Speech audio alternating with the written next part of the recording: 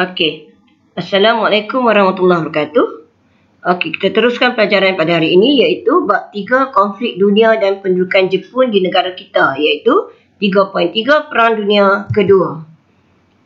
Okey, Perang Dunia Kedua berlaku pada tahun 1939 hingga 1945 iaitu di Eropah dan Asia Pasifik. Di Eropah dia melibatkan negara Eropah dan Utara Afrika. Di Asia Pasifik, dia melibatkan tanah besar Asia dan kepulauan Asia Tenggara. Melibatkan dua pakatan iaitu kuasa paksi dan kuasa bersekutu. Kuasa paksi terdiri daripada negara Jerman, Itali dan Jepun. Manakala kuasa bersekutu terdiri daripada Britain, Perancis, Rusia, Amerika Syarikat. Okey, sebab apa boleh tercetusnya Perang Dunia Kedua di Eropah?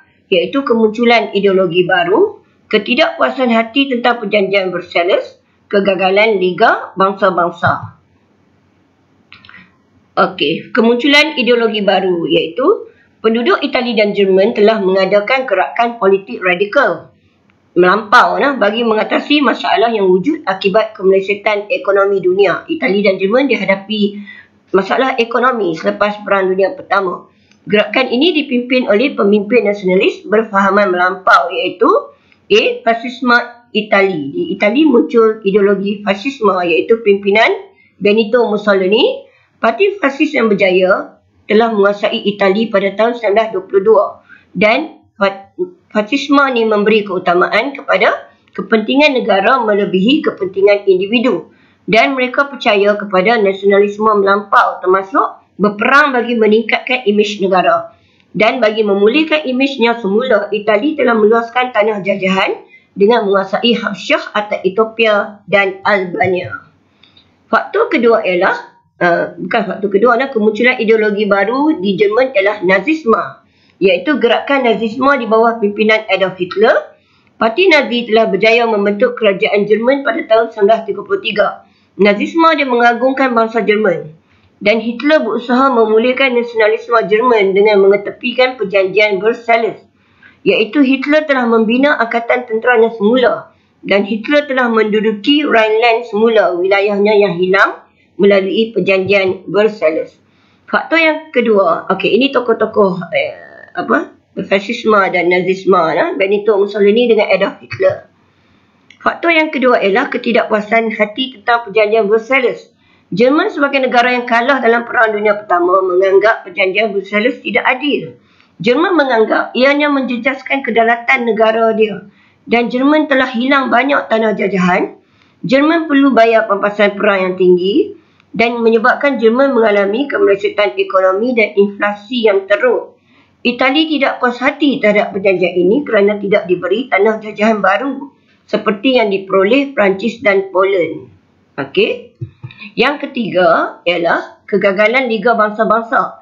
Liga Bangsa sepatutnya berperanan memastikan keamanan dunia dan wujudkan kerjasama antara bangsa. Tetapi Liga Bangsa gagal menguatkuasakan perjanjian pelucutan senjata dan menyebabkan krisis pencerobohan berlaku selepas Perang Dunia Pertama.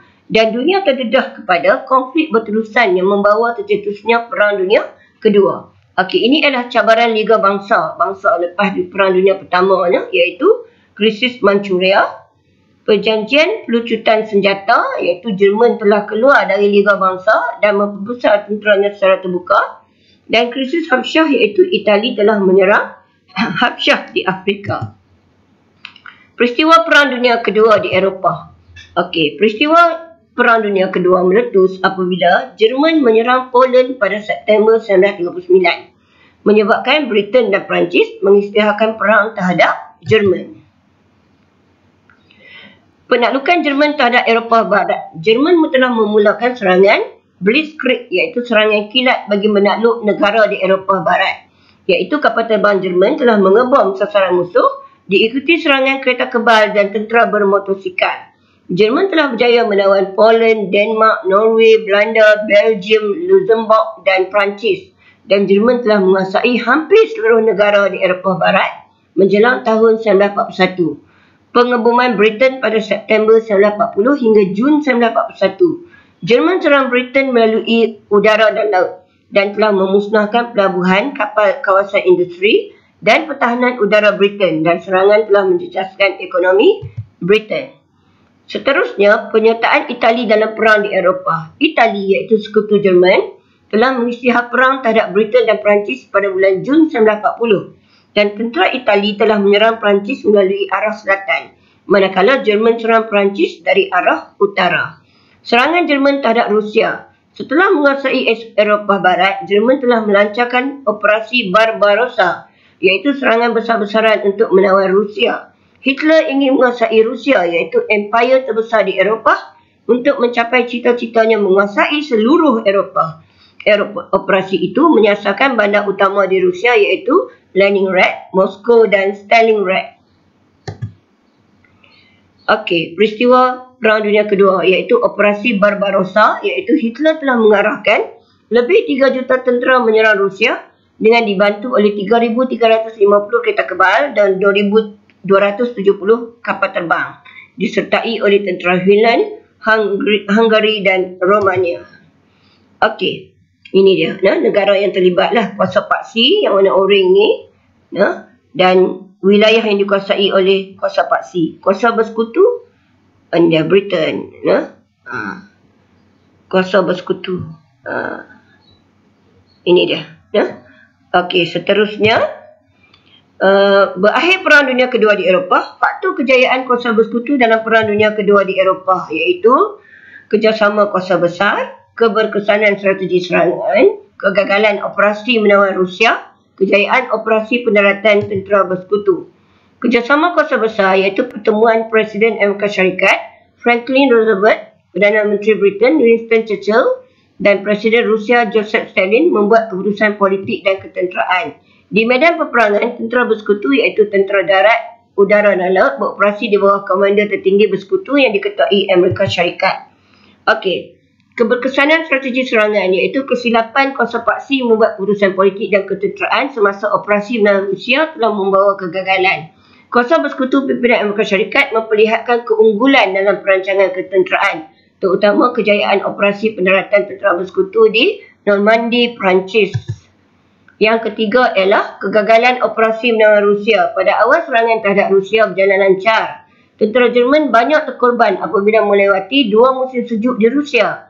Tempoh perang panjang menyebabkan tentera Jerman kehabisan peluru, minyak dan makanan, dan ini melemahkan semangat tenteranya. Jeneral Jerman iaitu Friedrich von Paulus telah mengingkari perintah Hitler untuk meneruskan peperangan dan menyerah kalah kepada Rusia di Stalingrad pada Januari 1943. Dan kejayaan operasi pendaratan tentera bersekutu iaitu Operasi Côte d'Ivoire. Tentera bersekutu telah berjaya mendarat di Normandy, Perancis. Mereka telah berjaya memperdaya tentera Jerman dengan menyebarkan maklumat yang meyakinkan tentera Jerman bahawa pendaratan tentera bersekutu akan berlaku di Calais, bukannya di Normandy. Kejayaan tersebut telah meningkatkan semangat tentera bersekutu dan telah menjadi titik tolak kejayaan membebaskan Perancis dan negara Eropah Barat dari penaklukan Jerman. Dan kejayaan operasi ini telah membolehkan tentera bersekutu memasuki Jerman dari arah barat dan tentera Rusia serang Jerman di bahagian timur. Dan kematian Hitler telah mengubah landscape perang di Eropah. Jerman kemudian telah tanda tangan perjanjian serah kalah dan tamatlah perang yang berlangsung selama 6 tahun di Eropah. Okey. Ini Normandy lah, kawasan tempat serangan tu. Okey, soalan objektif. Apakah faktor X? Tolong jawab pelajar. Tercetusnya Perang Dunia Kedua. Slogan yang digunakan dalam stem tersebut, pelajar boleh rujuk stem ni dalam buku teks pelajar. Apakah slogan yang digunakan dalam stem tersebut? Okey. Ini dia. Apa maksud Blitzkrieg? Dan soalan struktur. Tolong jawab dalam buku kertas 2. Buku latihan kertas 2. Okey. Okey. Jadi sekian saja untuk kali ini. Terima kasih.